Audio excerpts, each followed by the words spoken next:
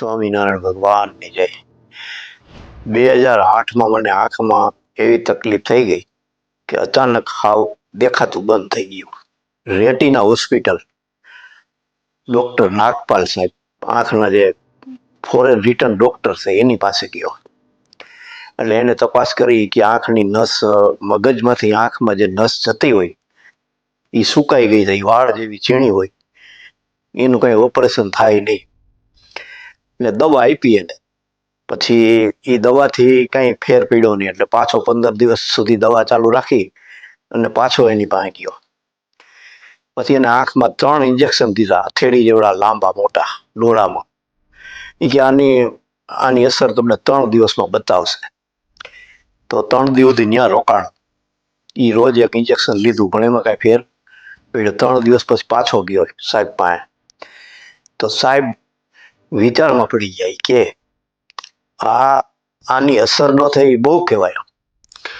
હવે તો તમારા કોઈ ભગવાન હોય કે તમે કોઈ જેને માનતા હોય એ કંઈક કરે તો થાય, બાકી આમાં હું હવે કાંઈ કરી ન, આમાં કાંઈ રિકવરી આવી નહીં, એવું એને કીધું.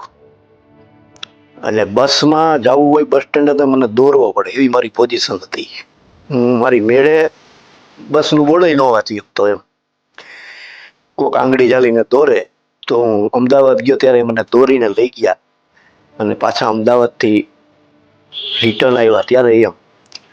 પછી મેં અહીંયા છીએ સ્વામીને વાત કરી એટલે મહાપૂજામાં બેઠો, મહાપૂજાનો સંકલ્પ કર્યો આપણા ઘનશ્યામ મહારાજ.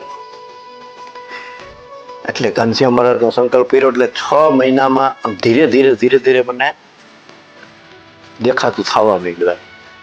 રિકવરી એની મેળે ભગવાન ઘનશ્યામ મહારાજના પ્રતાપથી મને રિકવરી આવવા માંડી અને 6 મહિનામાં તો મને 80% રિકવરી આવી ગઈ. અત્યારે હું પહેલાં જેમ કામ કરતો એ જ રીતે કામ કરી શકું છું. હું એકાઉન્ટનું કામ કરું છું, નામા લખવાનું, કરોડોનો વહીવટ હું બળવંતભાઈ ધામીનો કરતો અને એ પાછું કામ રાબેતા મુજબ મારું ચાલુ થઈ ગયું. એટલે આજે 2008 એટલે 17 વર્ષથી મને આ તકલીફ હતી.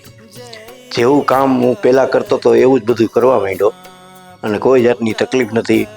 કોઈને ખબર ન પડે કે મને આંખમાં તકલીફ છે. હું કોકને વાત કરું તો મને ખબર પડે એવી મારી પોઝિશન હતી. અને 47 વર્ષથી હું જેતપુર મંદિરમાં શણગાર આરતીના દર્શનમાં આવું છું રેગ્યુલર.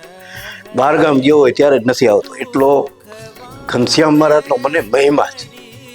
એટલે એ ઘનશ્યામ મહારાજે મારી આંખમાં સારું કરી દીધું.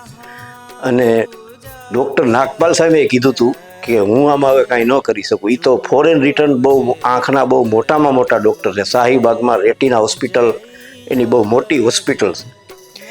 એણે મને આમ કીધું ના, ભગવાને મને સારું કર્યું. એટલે મને અત્યારે કોઈ જાતની આંખમાં તકલીફ નથી, કોઈ દુખાવો નથી અને હું મારી રીતે બધું લખી વાંચી શકું છું. અત્યારે રોજ અહીં શણગાર આરતી પછી સભા મંડપમાં કીર્તન બોલું છું, શોભાના પદ બોલું છું. એટલે મને કાંઈ કોઈ જાતની તકલીફ નથી.